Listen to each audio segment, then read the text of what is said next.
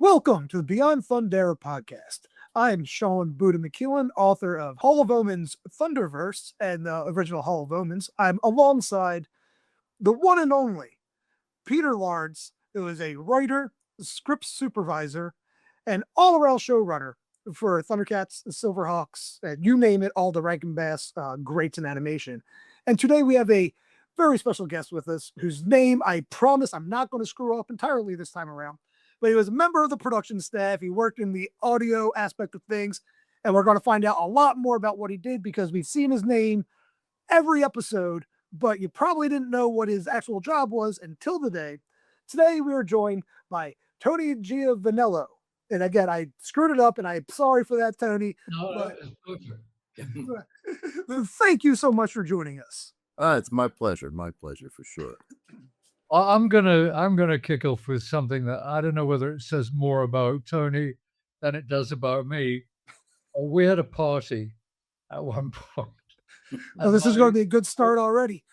Yeah, I was dancing with my then girlfriend, and I suppose I must have had my hands too firmly clamped on her backside, and I felt these hands take my hands off her bum and put them on her back. And I looked around, and who is it? This man. So I unlike don't know. me. I don't know. We were just keeping things PG. That's all. That's all. No, the good old Catholic boy never dies. What could I say? It was like, hey, I went to Catholic school myself. You're leaving room for the Holy Ghost or whatever this is. Exactly. So, Tony, at the risk of repeating some of the stuff that you very kindly and actually at some length contributed to the Thundercat of the Day page, let's go from the very beginning because it's a pretty interesting story as to where you were working and how you came on. Yeah. So it basically all starts in New York at Howard Schwartz Recording, which eventually would have been the place where Thundercats was going to be born, at least in the sound department.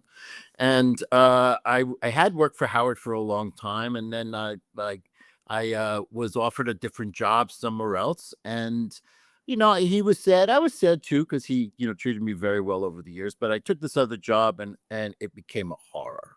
It was at another recording studio, and the hours were crazy, and it was just not for me. And I was in the middle of also a tumultuous relationship. So my job sucked, my home life sucked. I was kind of desperate, and I called my friend Howard and said, can just look around for me for another job. I know I can't have my old job. Let me look around. Can you look around? He says, yeah, why don't you come for lunch? Let me take you out for lunch. So he takes me out to lunch in the Pan Am building, which it was at that time. It was a couple of restaurants there. And I told him my woes. And after lunch, we went back up to the office at Howard Schwartz Recording, as his office. And I sat down with him for 3 minutes, and before I left, he says, I want you to come and see your old friends and blah, blah, blah. But no worries, I will look out for you, and I'll look for a job for you. I'll do my best. And I said, great, Howard, thank you. And as I left, I walk out the door down this hall, and this very attractive young woman comes down the hall, and I look at her, she looks at me, we smile. I leave, and she goes into Howard's office, and that person was Lee Donoghue. And I went to and she was going in there because they were just starting to get the foundations of a production crew at the Howard Schwartz Recording. And she said, we're really gearing up very quickly, and I really need another producer. Do you know somebody who could do this? And he goes, yeah, that guy that just walked out the door. So by the time I got back to my office at the other recording studio, there was a message to call Howard. And he told me that they're looking for somebody. He set up a meeting for me, and I came to meet Lee. First met Lee up at the Rankin Bass office for a little bit, and then she invited me to meet Jules and Arthur at the first recording of episode 1 at Howard Schwartz Recording.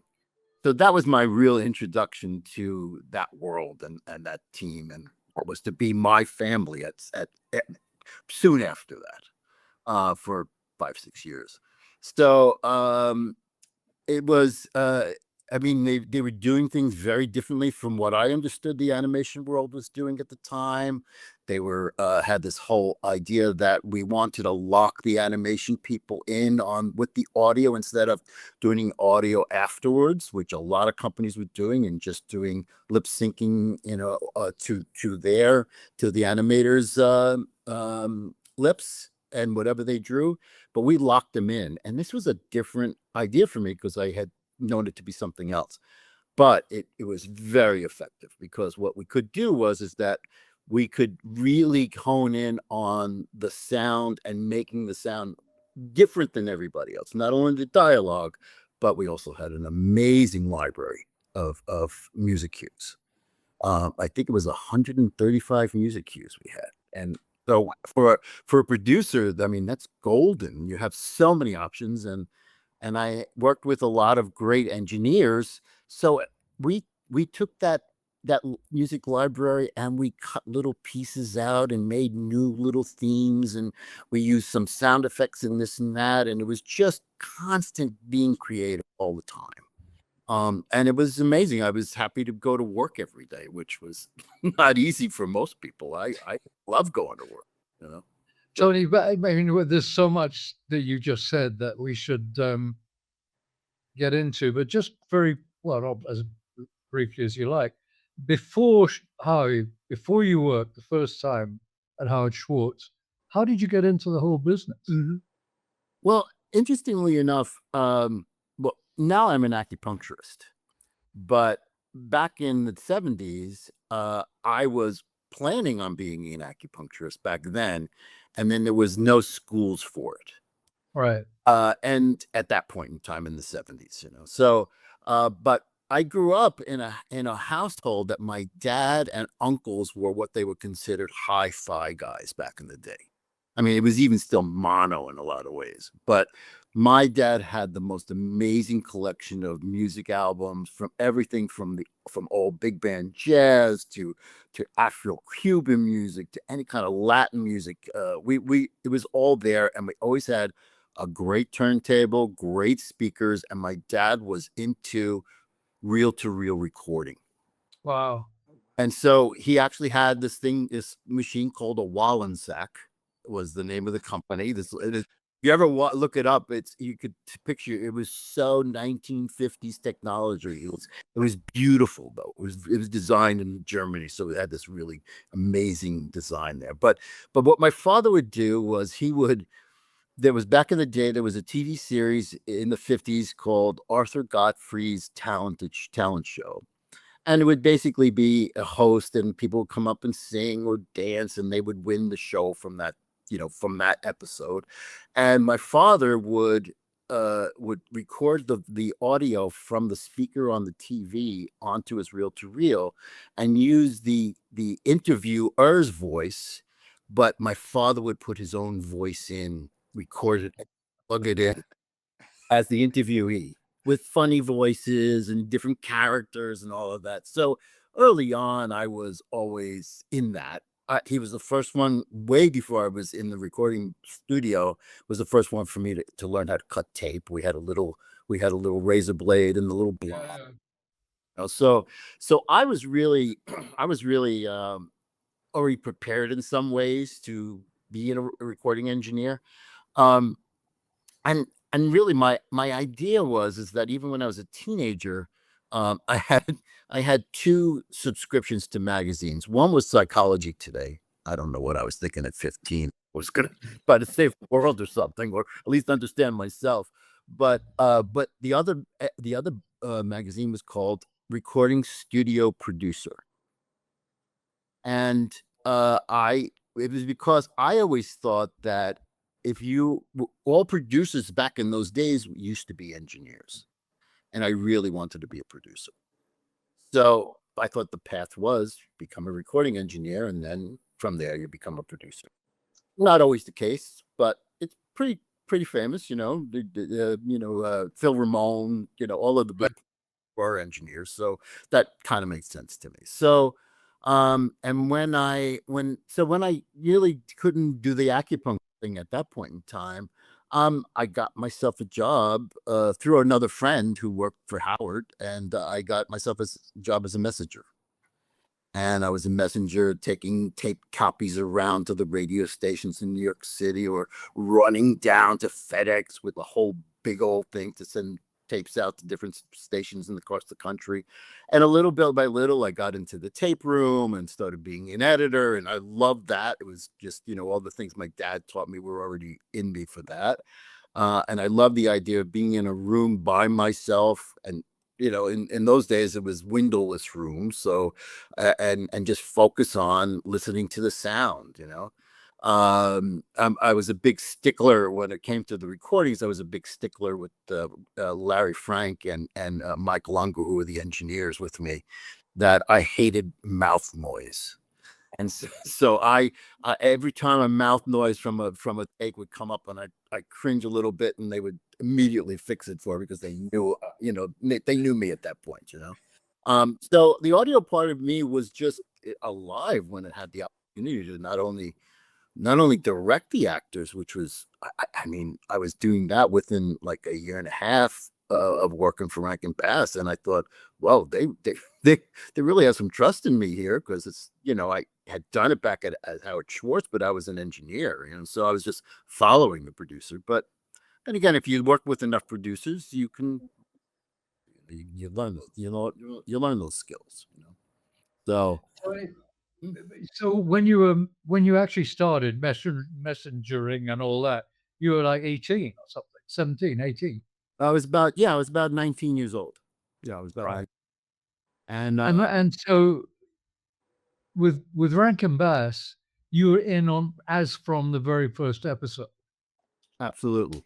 Yeah. And Matthew was at the same time, right? Exactly. It was me and Matthew were pretty much the production team at that point in time. So you two alternated, as far as I understood from Matthew, the direction. I mean, obviously, Lee, let's put Lee aside for the moment. You and Matthew kind of alternated what you did. Is that right? That's correct. Matthew stayed mostly up at the office, and he was more involved in not just he also directed shows, but he was also involved in the editing of things. He was also involved in coordinating with the production. Yeah, no, right. He had a lot more. He had a lot more duties that I had nothing to do with, But when it came to the actual recordings, Matthew was there at every recording, whether he was the director or Lee was the director. He was always there. And then when Lee felt comfortable enough with me to direct, then then he sort of stayed more up at the office, and it was just Matthew and I. And Matthew would come to my recordings, and of course I'd be at his recordings as well. So because eventually, even if I didn't direct it, I was going to be taking his audio and turning it into the show. So Right. yeah. So, I mean, as you know, I never went to the studio. I mean, I remember I went once when we were casting some actress. I think it was SilverHawks. I don't remember, which was a pretty disastrous event for me. But so my understanding, and Matthew put me straight without, I didn't ask. I just came out of the conversation. I always thought that Lee directed all the dialogue, but she didn't. No. I think that probably the first year she did, I would say the first season she would do all of it. And I think she was learning at the same time, in the sense that this was something that not even Rankin Bass had done before. It was much, much different than any kind of stop motion animations that they did. So but I think probably for the first year she directed most of the shows, and then it wound up that either I or Matthew, I with an engineer or Matthew with an engineer, would kind of put the shows together at the beginning, and then things started to roll and got more people on board, so that kind of spread out a little bit. And then eventually we're already starting, I guess, a year and a half into it or whatever, SilverHawks kind of came in, so there was like a change of people's duties and who was working on what, was in motion, but in a way, it was relearning a whole new set of characters, but the system was the same. We did Right. the same thing. So, you and Matthew, well, actually, before I go there, I mean, Lee was, to put it the best way, was very controlling. And actually, I mean, eventually it kind of destroyed her because she couldn't give up various parts of the production. Well, I mean, admirable. I'm not in any way. No. I mean, without her, there would have been no show. And in any other studio, any other system, there would have been 3 people doing her job. I mean, I remember once, it's a diversion, forgive me. She was way behind on all the storyboards. And Jules came into her office very angry, and said, where are the 5 that are missing or whatever they are? And they were on her desk. And she hadn't checked them, and she hadn't had time. So he picked them up and threw them in the garbage can and said, right, now you're up to date. Wow. Well, I mean, that was the kind of pressure she was under. But the reason that I'm talking about her being controlling was that it must have been, to put it mildly, interesting for her to be looking over your shoulder and I think in what you wrote for me, you actually said that there came a time when obviously she trusted you. Yeah. Well, the process at that time was that every mix. So there was 3 mixes basically. The first mix was just sending the dialogue to Japan, clean. Right. All of the sections in between which action was going to be was actually blank tape, literally blank. Yeah. But sending that with time code to Japan so that they can start the animation. Then there was the second where they would just give us the first sort of feedback. They brought us the first episode, but it was like, it needed a couple of more weeks of work in Japan before we could actually get a final. But we would work on that because we had all the timings right. Whatever they were going to do in animation, they were going to stick to that. And so that was that second mix. But then there was the final mix. So when we got the final from Japan and came over, the final mix was all the audio, whatever sound effects needed to be done, and all the music mixed in for 20 minutes and 2 seconds. I'll never forget. Why 2 seconds? I'm not really sure, but it was 20 minutes and 2 seconds. 2 seconds, right. So Did you, I mean, one of the things about Rankin Bass system, and we've said this before on these interviews, is that the tracks were absolutely locked solid, which occasionally pissed off the animation directors because they wanted to, well, as most animation directors would, they wanted to adjust the action. What amazes me is now you did that timing, Matthew did that timing, and Lee did that timing, right? Yeah. What amazes me is that, and I can't pretend that I've looked at every episode. I did at the time, but I can't pretend that I look at them now. I can't remember ever thinking, wait a minute, that's completely off. I mean, you guys really got it right, it's kind of astonishing because you've got to stop watching one hand and you're thinking, how long is it going to take Lano to go to the bathroom? How long is it going to take Mumra to pick his nose? And, right there, you got it. Well, actually, those are stupid examples because anybody could predict that. But the action, which we try to write very specifically, which is different from animation writing today, or even what was going on then. I mean, Jules was famously, look, you got 5 people acting. If you don't say what the other 3 are doing, they're just going to be standing still in frame. That's going to look stupid. So tell me what those three extras, if you like, are doing. Well, you guys timed all that. Mm-hmm. You had that, Yeah. okay, so Lano's doing whatever he's doing, or Mumro's doing whatever he's doing. And meanwhile, Monwood or Ultraman or, doing something else. And you go, well, it's actually, I mean, I'm not being flattering. I think it's incredible Yeah.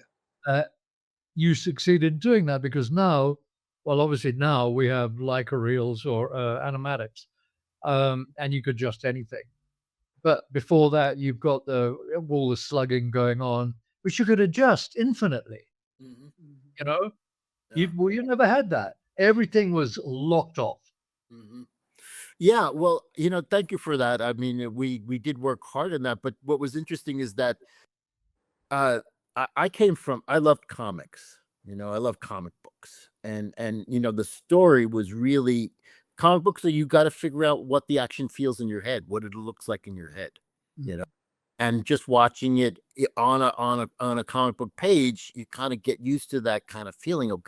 Okay, they're doing this, but you were very specific in a lot of ways, which really helped us.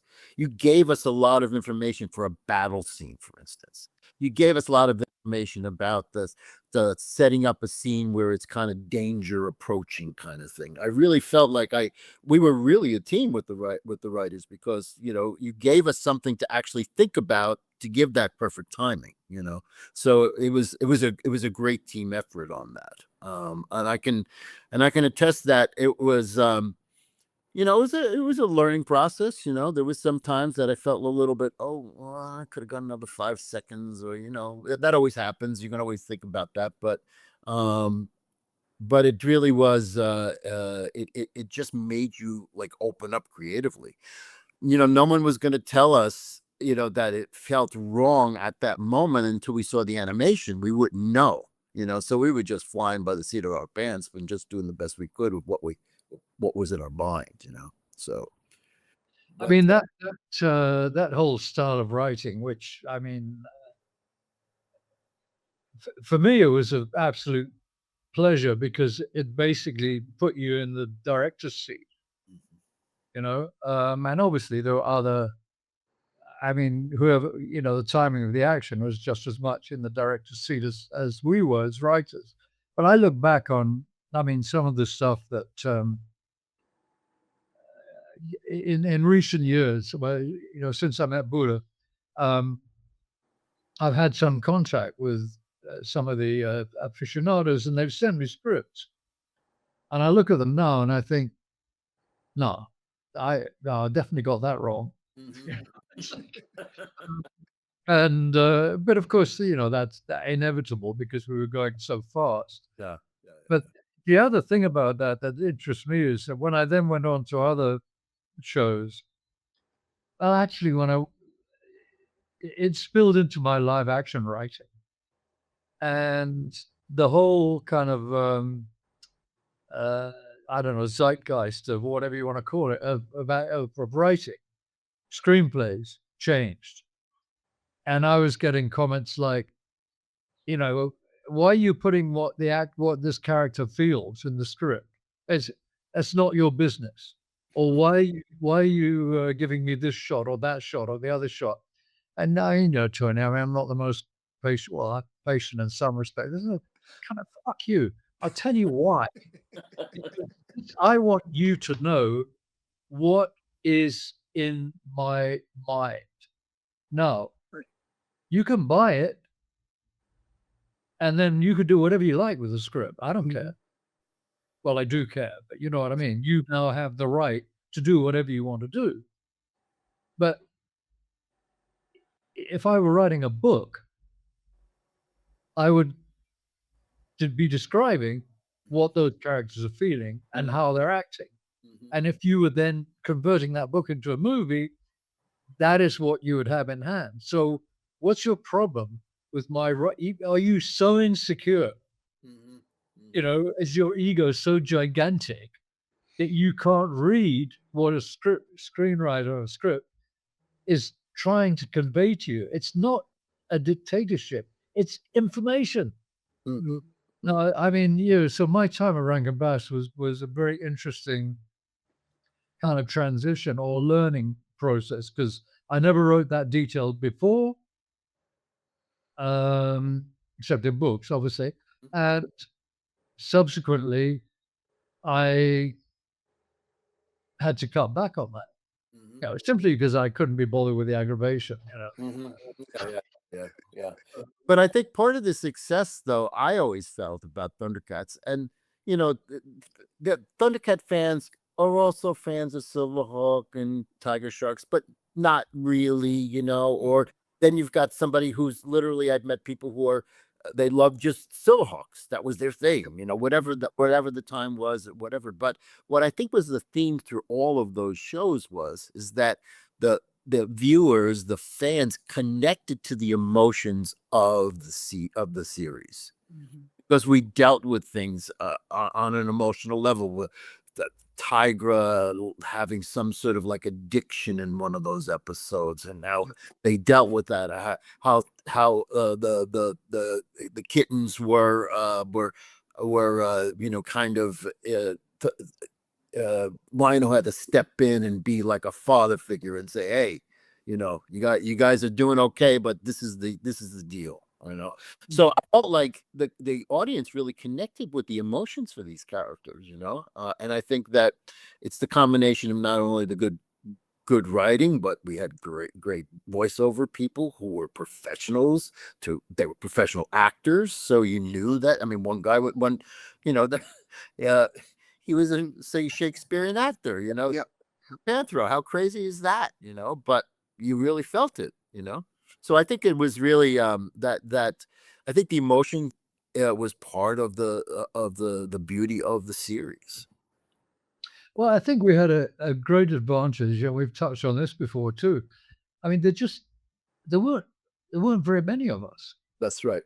So you didn't have that whole committee, which would usually include 5 people who'd never done anything creative in their life, telling you that, as Chris tells a wonderful story about facing some ridiculous, well, I don't know, maybe they're very more intelligent than any of us, who said, but his motivation needs to be more motivated. We never had any of that, I mean, we never had any of that. I mean, there were 10 or 15 of us, however many there were. And even Jules really sort of gave up on, I don't mean gave up in a bad sense, just okay, you guys doing it. That's it. You're doing it. Yeah. I agree. And part of the reason that I started to be able to be more independent there was that when Lee was always at the beginning over my shoulder, making sure I was doing the right thing, and and it was a pretty intense few months of that early time. But when she had to go to Japan for a month to supervise whatever was going on at the time, she would just say, "Send your mixes to Jules," and I would started to do that. And then after like 2 weeks, Jules says to me, "I don't have time for this. These are fine. Just send it off." So okay, and because we were a small crew, there wasn't a lot of levels of management in a sense. We were just kind of, and it was new for me. It was new for Matthew. It was new for everybody at the office. This was a whole new gig.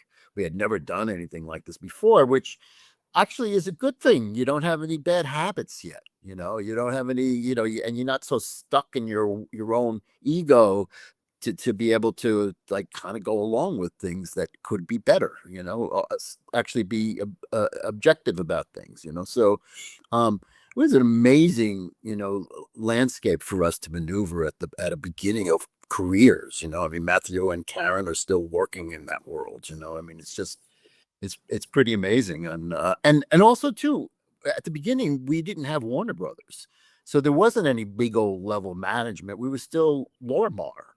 And so they just kind of like, "Oh, just do it. You're making us money. Just do whatever you're doing." So, one thing was like $100 million worth of toys at some season or something like that. I thought, oh my God. I mean, I wish I had a piece, of course, but oh my God. Okay, we're onto something here. Well, I mean, I'll tell you how what hands-off Warners were when they got into it. Battalion had to tell them that they had the rights. Oh, damn. Yeah, exactly. That's what I thought. But sometimes I wonder. I mean, what were Jules and Arthur doing? Mm. I mean, day to day. I mean, we were all running around like headless chickens. And what the hell were they doing? Well, I could imagine that they were in Bermuda. or the South of France. Yeah, that's right. Yeah.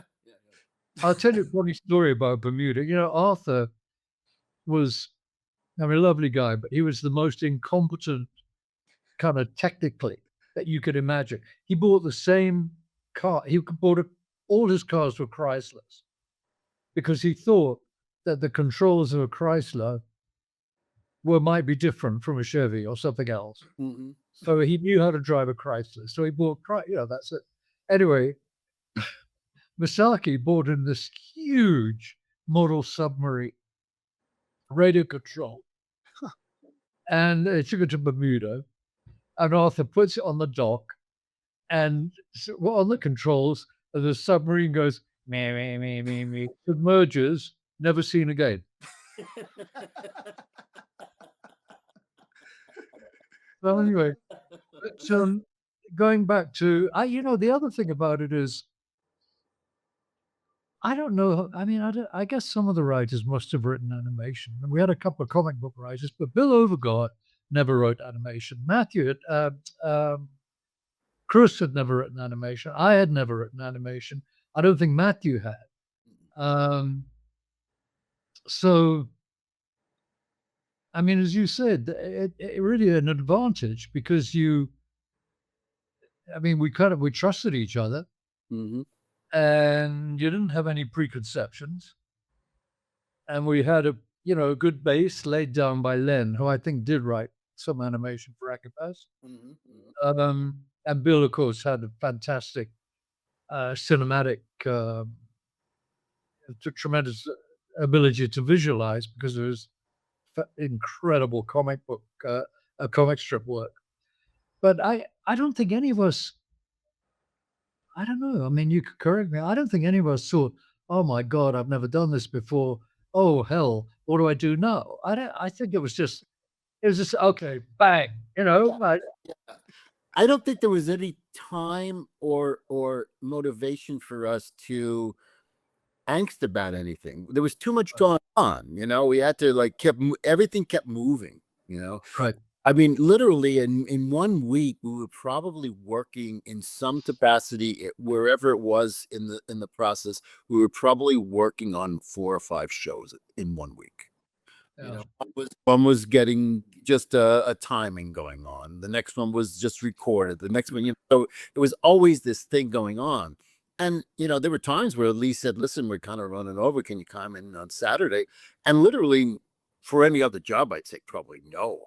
But for this job, I was happy to come in on Saturday because you felt like you were part of this thing. And we had no idea that it was going to be successful at the beginning. I mean, I had no clue. I mean, I was just trying to keep my head above water for the most part in the first couple of years. But after that, the success of it was astounding to us because we knew it was good, but we didn't understand that, I guess, the audiences were hungry for something different like that. It had a lot of different elements that other shows didn't have. Yeah, I never know about that because famously I knew nothing about animation, never watched any other shows, and had no idea. I had no idea whether it was good or bad. I mean, none, and that's not. Well, it's ignorance of a kind, but it's not ignorance from not caring. Mm-hmm. Right. I had no idea. I mean, okay, here are the characters. We're getting material back from the studio. Okay, I understand how Mumra and this and that and the other. I don't know. It was, I mean, looking back on it, I can't believe that we were set free like that, because it's never happened Mhm, in my experience since. mhm, No matter, no matter how, no matter how hard I've attempted to shove all that unwanted input mhm. aside. I mean, I think allegedly I threatened to throw somebody out of the window in one of those. I don't know, but what are you doing? It's not, it's not vanity, or well, I don't think it's vanity. It's just let us do our job. Mhm, We know what we're doing, or at least we think we do, and let us do it. mhm, mhm. Yeah, I think that even by the end of it all, after the certainly 4 years of strictly Thundercats, but in between starting to work on Silverhawks and Tiger Sharks and all of that, I thought that we had a team that we could probably continue to do this. At the end of Thundercats, I actually sat down with everybody and said, "Hey, listen, we do like what we're doing here. Like, can we continue? Can we Right. find properties? Can we?" But I think at that point in time, everybody was exhausted. Yeah. Uh, they weren't, they thought, "Oh, I don't know if I want to keep doing this," and it's still, I mean, it was, I go on to keep doing it because it was creative for me and I enjoyed it. But there's all the other business levels and all of that stuff that we at in the we down at the studio had no idea what was going on about that. So we were kind of in our little creative bubble, thinking that this is tremendous. But the business of animation, we had no clue about what's going on. So. But actually it's a damn shame we didn't go on somehow. But then, I mean, I guess for a number of reasons. You know, the office and the studio were basically separated. I mean, Matthew crossed over, but I can't think of many. Well, Lee obviously too. I mean, that's one thing. I don't think any of us were particularly business oriented. No. I was attempting to raise money for independent movies at the same time, but we should have carried on. Mhm, mhm. Um, and probably we would have, who knows? But I think probably we would have moved away from the whole Tiger Sharks action adventure. And, I wish that we had just looked at each other and said, on comic strip, there's only one show that's worth a bag of beans, Mhm. and that is Karate Cat. A great show. A great show. And we should have developed that. Mhm. And if Warner's or anybody else didn't want it,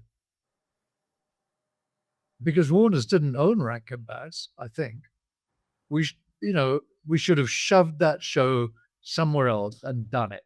Mhm. And as Buddha has remarked, if there's any show that needs a reboot, it's Karate Cat, because you could make it a little goofier. Again, I'm stealing from Buddha, um, and I think you could adapt it Yeah. to today's audience, and more important, the way that people are watching their shows today.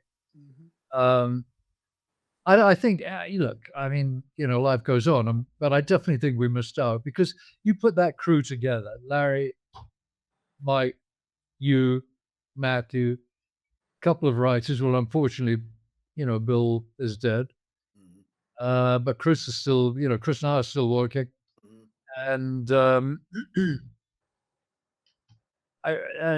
Bob Camp obviously, went on, and I don't know. We really could have done something. Yeah.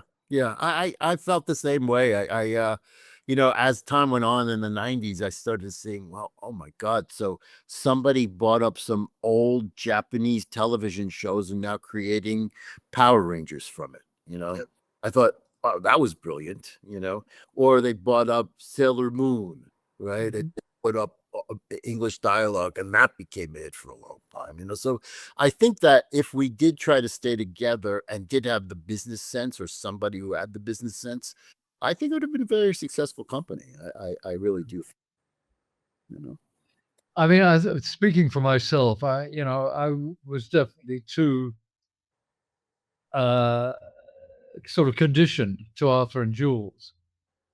And when, Jules and I fell out, it never occurred to me that I would say to anybody else, okay, I'm done. Tiger Sharks is done. Let's put something else together. And if Jules and Arthur don't want it, that's fine. Mhm. Anyway, we didn't, and that's the way it is. What did you do after?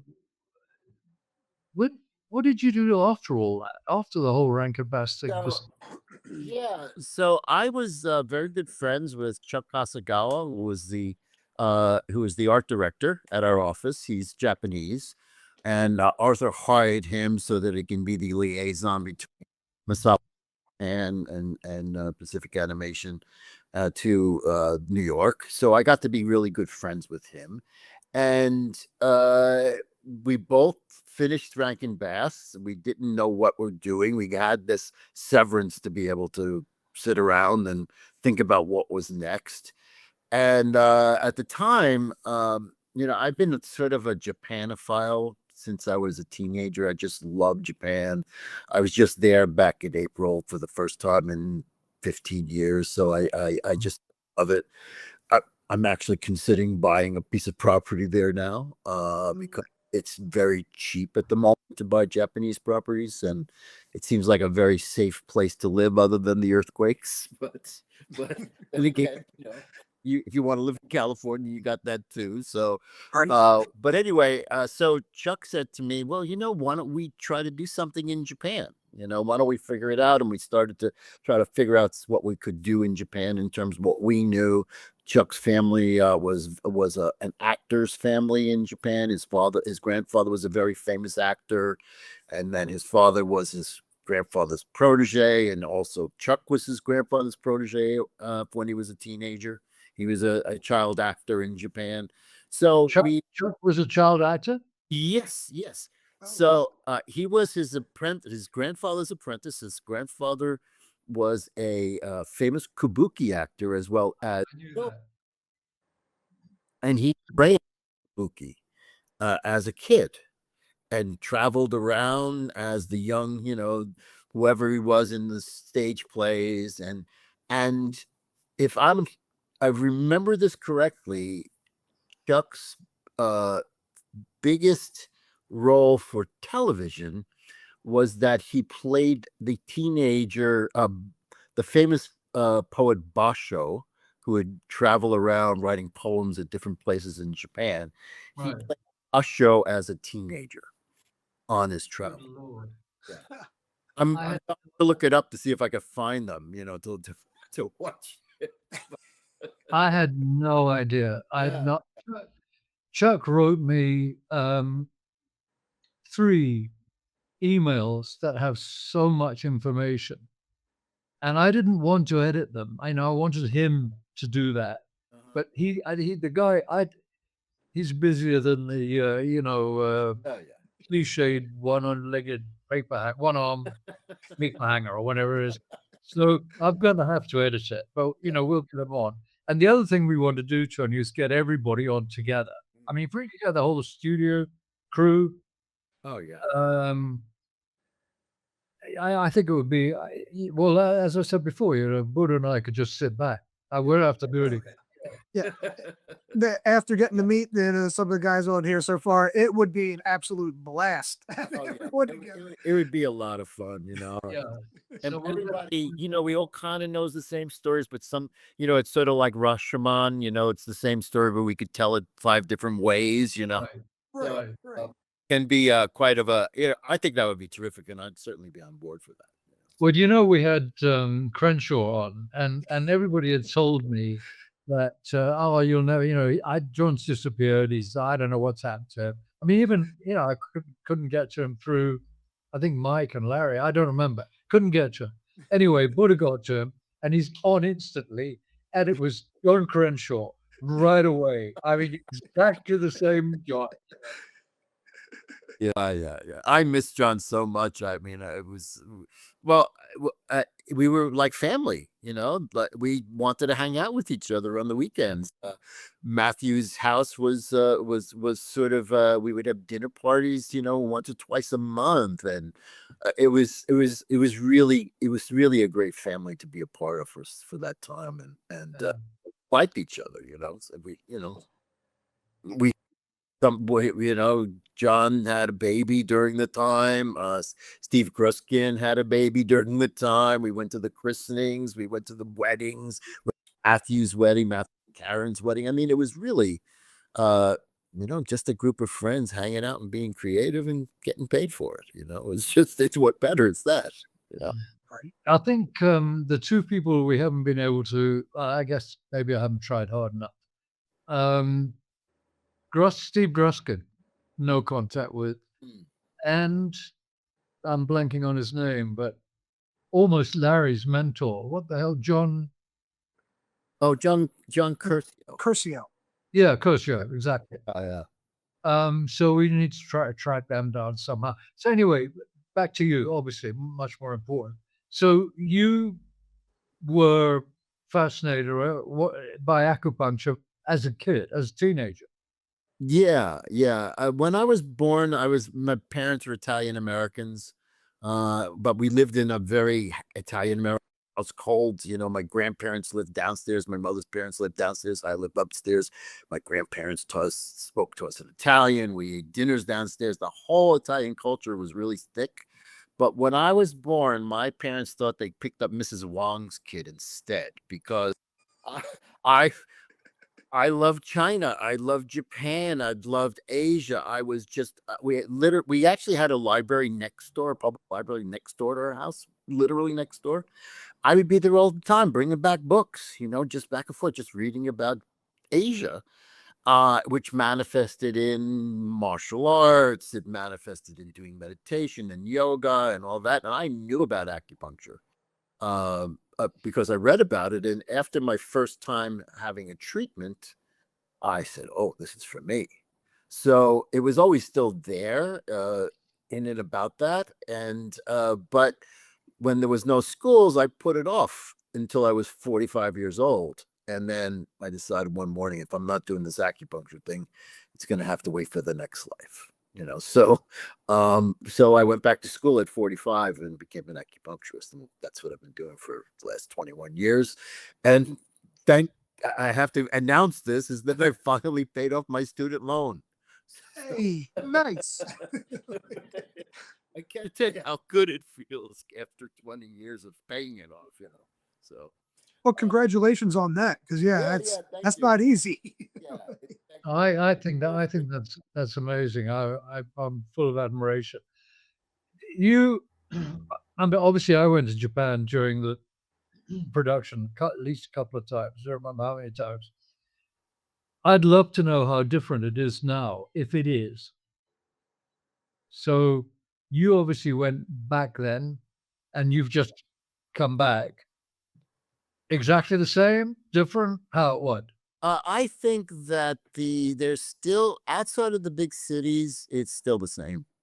Everything is there's still old places to be, although Kyoto is filled with tourists now, and Tokyo and Kyoto are filled with tourists beyond, like the residents really don't like it anymore that there's so many people coming. But what's amazing is that it's not as technically crazy as China, because you see the videos of China and their airports and their super trains and their cities and all of that stuff. But Japan, there's robots walking on the street. There's a Hello Kitty. There's all the crazy things are like pumped up now than it was when I first started going there in the 80s and 90s. But I think that the essence is still there of what it used to be. I think that people still do they'll go to the temple to pray for good luck in their exams, and they'll still do those normal things that were in the culture. Yeah. And I was just because I was just there recently. There's a movie called Rental Family. I don't know if you've got to see it or you've seen it on the feed, or I think it's on Netflix now. What's it called? Rental Family? Rental Family. And it'll give you a real understanding about what's going on in Japan right now. It's a very sweet film. The acting is great. And it's an American, kind of what is a fish out of water kind of thing. It's an American actor who's living in Japan, and he can't find a lot of work. But there's this real phenomenon in Japan that if, for instance, if someone dies in your family and there's not a lot of relatives to show up, you rent people to show up to the funeral. Holy moly! Yeah. If you're lonely, you can rent a friend. There's a famous influencer in Japan now who is part of this rental family phenomenon that basically he just follows you around, doesn't speak to you the whole day. He just is there. You go for a cup of coffee, he'll sit in the corner and have a cup of coffee. He doesn't talk to you. That's kind of a crazy thing, but that's Japan. So you get a really good understanding if you watch the movie. Yeah. No, I mean, I loved it. And, recently when you see in some of the countryside, it's just staggeringly beautiful. And when you see, that abandoned houses and, declining villages, it's not quite the same as seeing that same phenomenon in Spain or Italy. I thought, maybe that's the next stop for me. Mm-hmm. But I think language, I found, I speak Spanish pretty well, but it can be very isolating. Mm-hmm. Yeah. But the thing about Japan and English is that they take English as a second language in school, high school, and grammar school, high school, and college. So everybody knows a little. And now with the technology, I use my app all the time in Japan. I would talk into the phone and I give it to the taxi driver to know where I wanted to go because So, and I think that there's I wouldn't worry about the language barrier. It's just that Japanese are, if you speak just a few words, they light up. They still light up just a few words. I remember being there back in the day when I'd be in a park sitting, just kind of hanging out, and school kids would come up and want to speak English with me. That's the kind of phenomenon that would happen all the time. So, if it was for me, the things that I'm looking for if I move to Japan, I don't have to be in the city. That the trains are so good that you can be in Tokyo in an hour from there, Shinkansen, the super train there, So, but it's still a very creative place. If you've ever watched the videos of the Osaka technology fair that they just had, it's mind-blowing with the technology of this. So, vibrant place, Yeah. No, it's definitely, So are you going to be a resident there? So if you buy property, you can get a permanent residency. You can get a visa to work there if you have a job, or you can get a visa to teach English there. But if you buy a piece of property, then you can get a permanent residency. Oh, wow. Yeah. But you're going to be teaching acupuncture, so you're home free. Yeah. And if it's not I may go back and forth from Japan. My goal now is when I'm retiring in the next few months, I'm going to go to Hawaii first and use that as home base, and then I can get to Japan or wherever.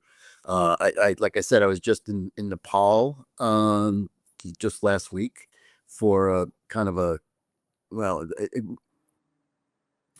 I have Tibetan Buddhist friends from who live in New York or from Nepal. I was very close to the father, who was considered a Rinpoche. And a Rinpoche is someone who is recognized in a previous life as a teacher. Right. And he and I got very close. He used to call me his American son. He passed away, and they found his reincarnation. Oh, wow. in Nepal. So I went to Nepal to visit and meet this young boy who was 5 years old, who was my friend. So that was why I went. But what's interesting there is that I've been, I mean, we've talked about it. I've been writing over the years, and I've written a story about Nepal and my experiences there over the last 30 years. And I happened to meet an actress who's has a production company, and I've sent all my work to her, and I wrote a story about Nepal, a love story about Nepal. And in the end of the meeting, before they said, "Would you be interested in working in the film industry here?" And I thought, well, that would be a nice retirement. So I want to be in an area like Hawaii would be a great jump off point to go anywhere in Asia. And I want to visit Chuck. He lives in Thailand, so I'd love to hang out with him. And so yeah, that's kind of the things that are going to happen in the next few. But Japan is on the radar for sure. And going there and teaching makes it easier for me to be able to go back and forth. And you're writing material now, though, right? Yes. Yeah. So I've written a love story about Nepal. That's one of the things they're considering over there. But what's very interesting is that when I first got there in '97, and it's a very poor country. It's still a very poor country. But the people are lovely, but they have amazing artists. And back in those days, I was just coming out of ThunderCats 5 years before when I went there, and I kept thinking this is a great place for an animation studio because the labor would be cheap, but the product was great. But there's also that opportunity to do that there too. They're very Yeah, I could. Yeah, I know what's happening in animation. We just had an animation festival here in this little town. I mean, big festival with some wonderful films and some absolute shite too. But you got that sort of combination of a lot of artists really just exercising their ego without any consideration for the commercial value. And when I say commercial value, I'm not just talking about the money coming in, but if three people and a dog are going to see your piece, what's the point? right. You know. So that's one whole area that seems to be incredibly hard to get across.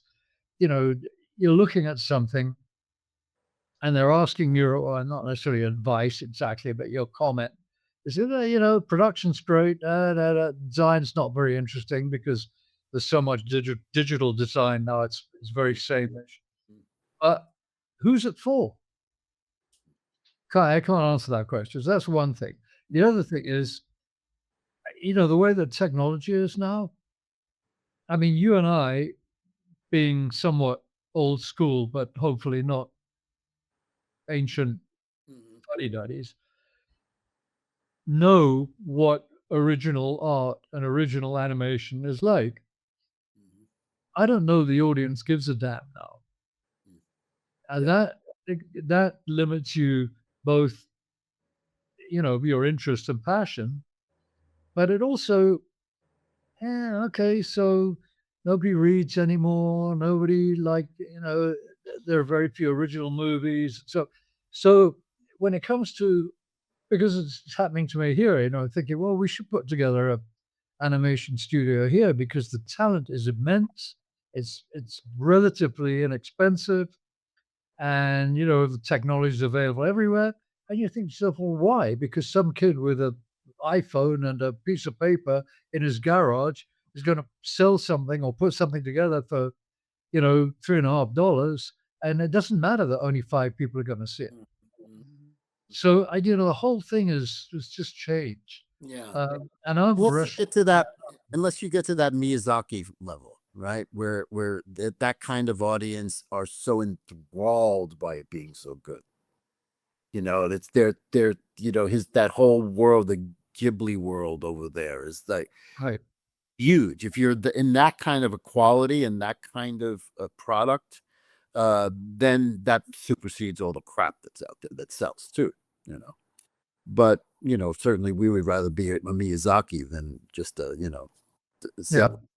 Yeah. But one of the films that was, I've seen it before, but she just reminded me how there's a film called The Red Turtle. I think it's called The Red Turtle anyway. Tortuga Roja in Spanish, by a Dutch director. It's about 8 years old, I think. And it's a co-production with Japan. And the sea in the beginning is just like that very famous painting, which of course I've got on my website, and I know I've forgotten what the hell it's called. It doesn't matter. It is spectacular. It is absolutely beautiful. A lovely story. It's a little, I think they could have cut it by 10 minutes, but I think that about most films anyway. 10 million euros to make. So far it's taken 6. Wow. So unless you are plugged into subsidy and non-commercial investment, really, really hard. I mean, not that means you should give it up. One should give it up. I mean, obviously I haven't.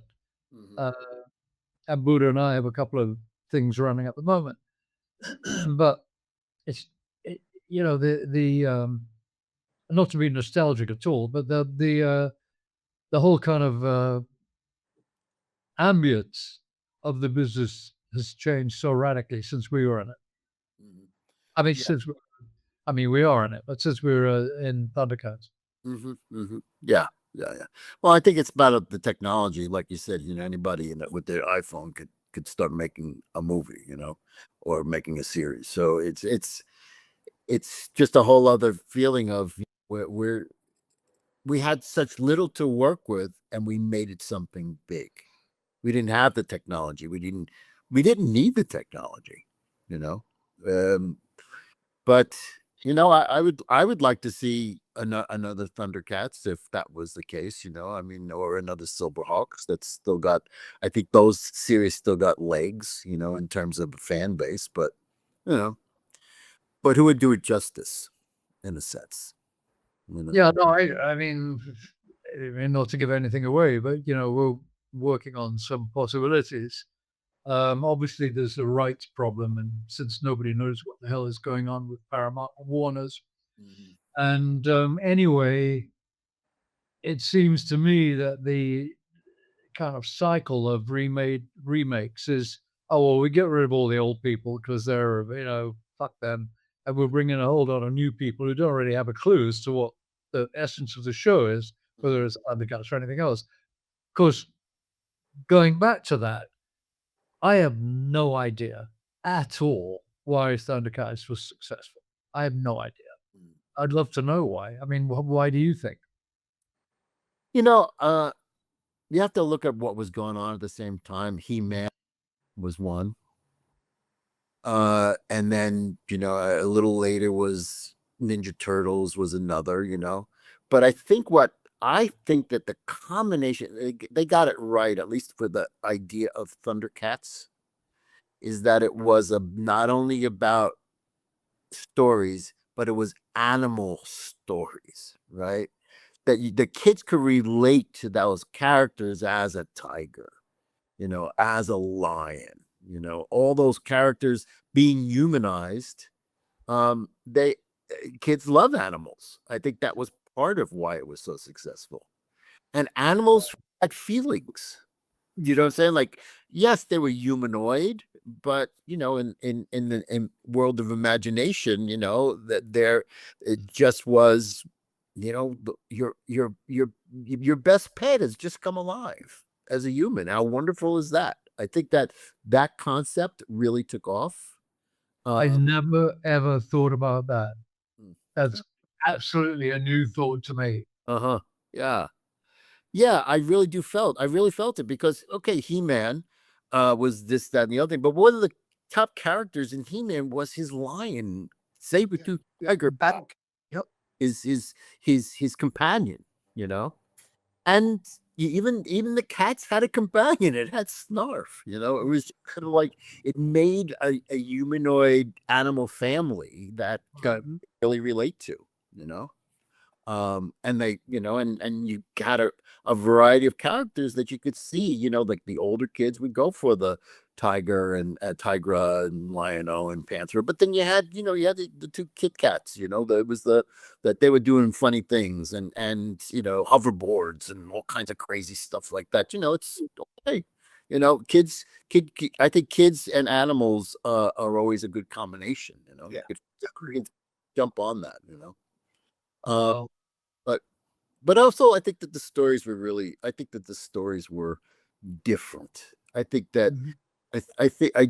I don't think it was just thrown. Certainly we know it wasn't just thrown up there. It was really thought out. You know, having a psychologist on board telling us you can't say this or you can't say that. You know, and I think the parents even knew that. You know, it was not like they had to even supervise their kids if they were watching Thundercats.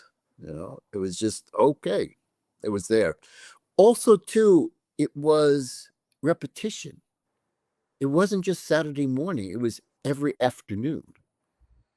So if you had, like, I remember, I still have a couple of the cards that 5-year-olds sent to the office to thank us. We were like, they figure somebody's mother would figure it out that we were at Howard Schwartz, and we'd get fan mail. You know, it was pretty crazy. But we were telling good stories.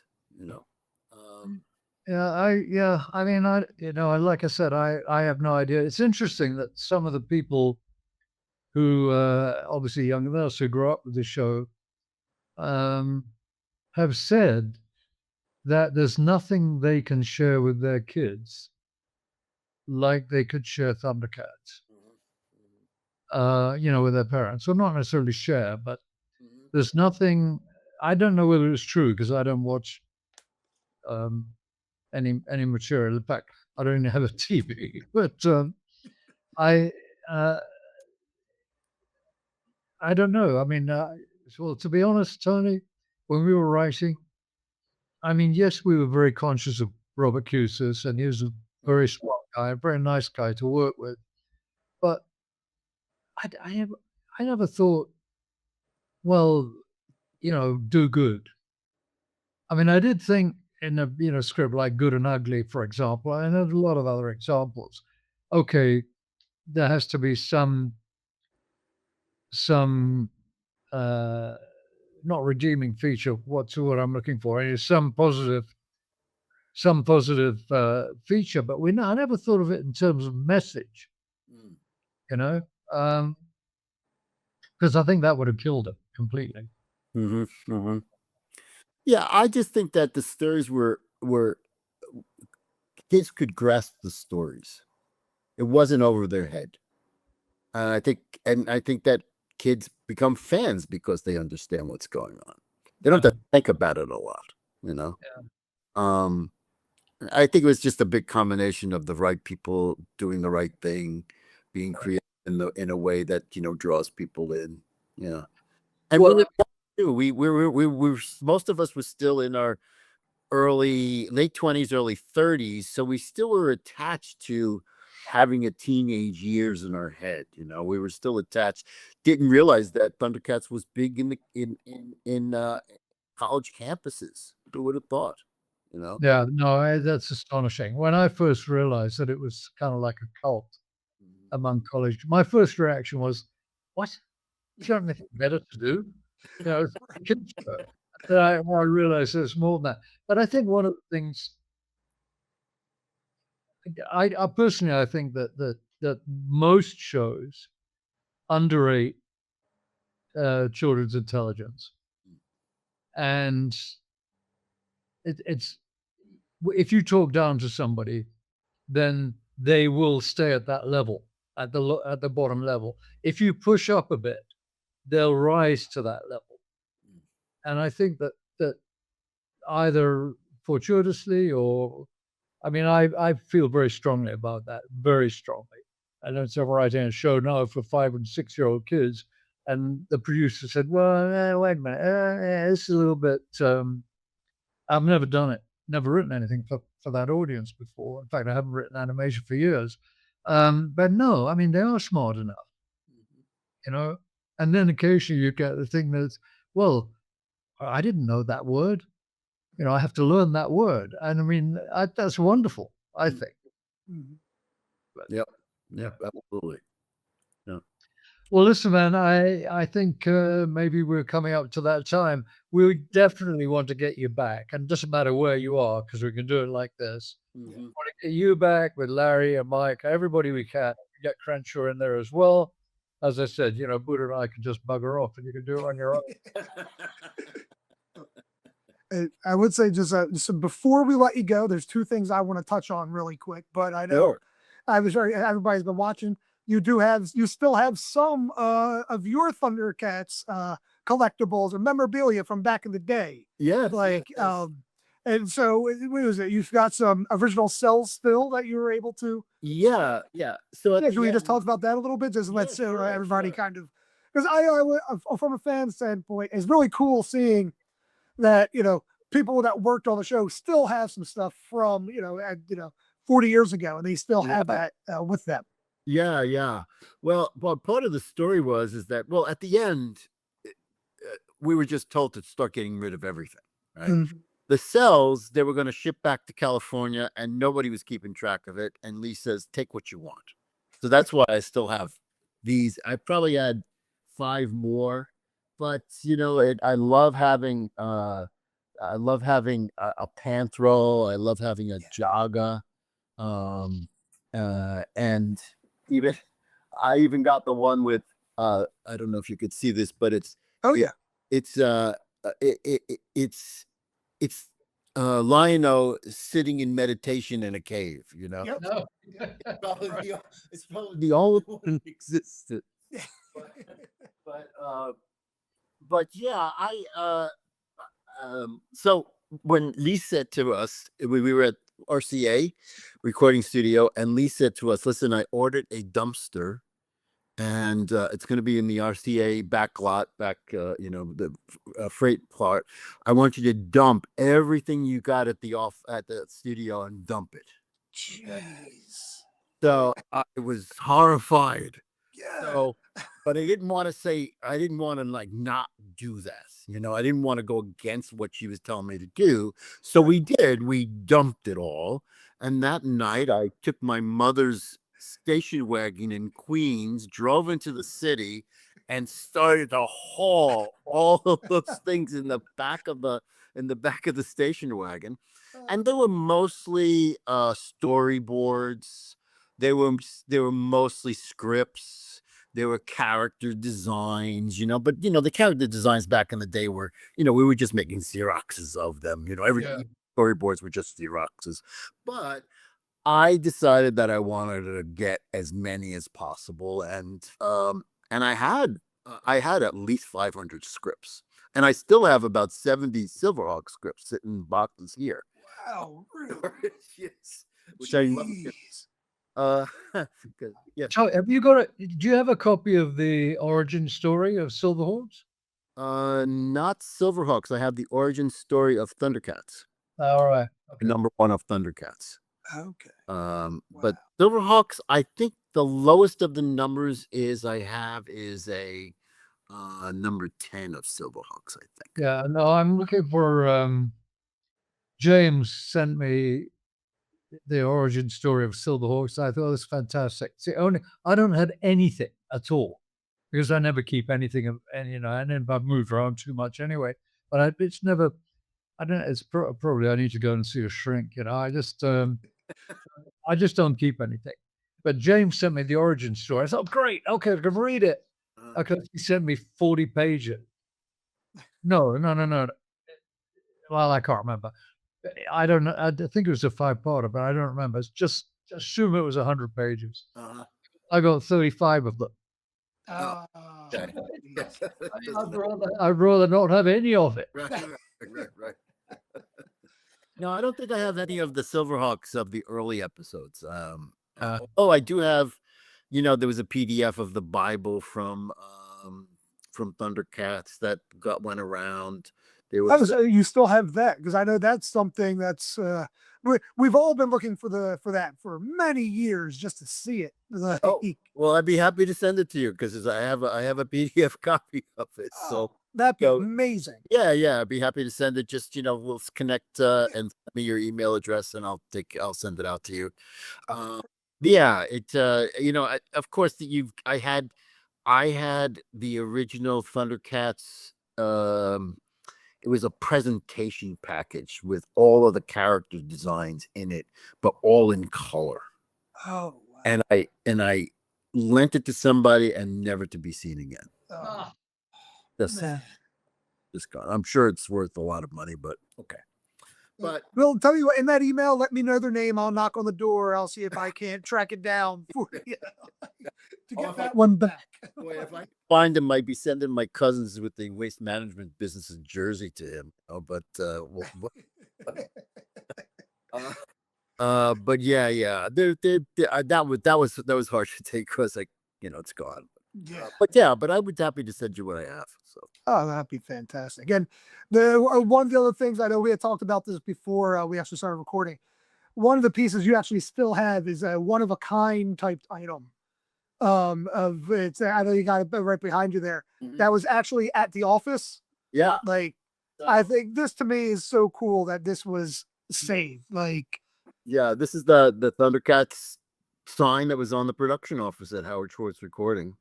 that is so cool. Still has all of the tape that was stuck. Oh wow. That was stuck on the window on the door. But this is where we walked in the door every day and saw this. So I felt like it was like this was the piece that I would always want to keep. Yeah. 6 years of my life, basically. So that's incredible. Yeah, thanks. So cool. And again, I think I even thanked you earlier, but thank you for even saving that. That is so cool to know that. Thank you. Because it's one of those random things that, a lot of people kind of look over, but I know when you're working on that type of stuff, that's the thing that, like you said, like that's the thing you would want. Like that's the meaningful piece, and I love that type of stuff. Yeah. That's so cool. Yeah. So and then I did have one other question. I know we're running a little long here, but okay, you had mentioned it on the Thundercat of the Day post on gpeterlawrence.com, and it was just a little line you mentioned on there. But this was something I've actually done years upon years of research on, and I've been lucky enough to connect with a lot of the actual cast members now. But so, did you actually go get to see the ThunderCats live show? Like this was one of those things is because it's almost become one of those almost forgotten pieces of ThunderCats history for the most part online and everything. So I really went down the rabbit hole, but I've been able to connect with cast members that have all been fantastic. So you actually went to one of the, I'm guessing the Madison Square Garden show? Yes, it was ThunderCats and Gumby. Yes. Yep. And I it was Chuck and I and the two women that we were dating at the time went to the show. It was at Madison Square Garden and a 3-ring circus kind of thing, and all in costumes and everything. And I think I have to look, but I think I actually have the invitation of from there. Yeah, from that one show. But it was fun. I have a picture. Certainly, I have a picture. It's kind of fuzzy, but it was like one of those Instamatic pictures or something. Well, yeah, that's what I would love to see. In my book, there's actually the last 17 pages. When actually in the new one, it's like the last 30 pages is all about ThunderCats Live because of its disappearance from the world of everything. I even have one of the passes. I've got so much stuff from ThunderCats Live. If you'd be willing to share just a photo of that, I would love to see it. Yeah, that event was the first time that I thought, holy hell. Because I don't know if you remember, but at some point, all the kids did the whole with the plastic swords and the lights. And I looked around, I thought, I know it was 20,000 or however many people were in the. I thought, no, this is impossible, Yeah. And now I look back now, and as I've said before, I only really got kind of brought back into the whole Thundercat ethos, if you like, through Buddha, because we talked about his first book. Although I did obviously talk to Crichton much earlier.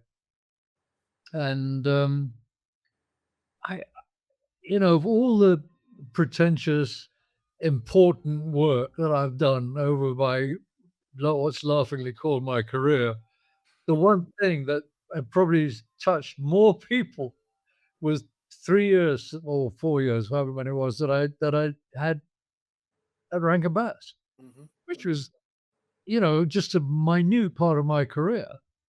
And just a final bit of vanity. I'm in a town here of 20,000 people. It's very culturally active. So they had an animation festival. Very interesting, 3 days.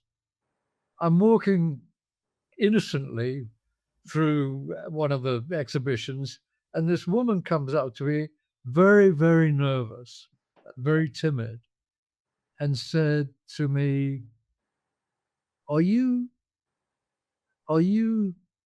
Thundercat?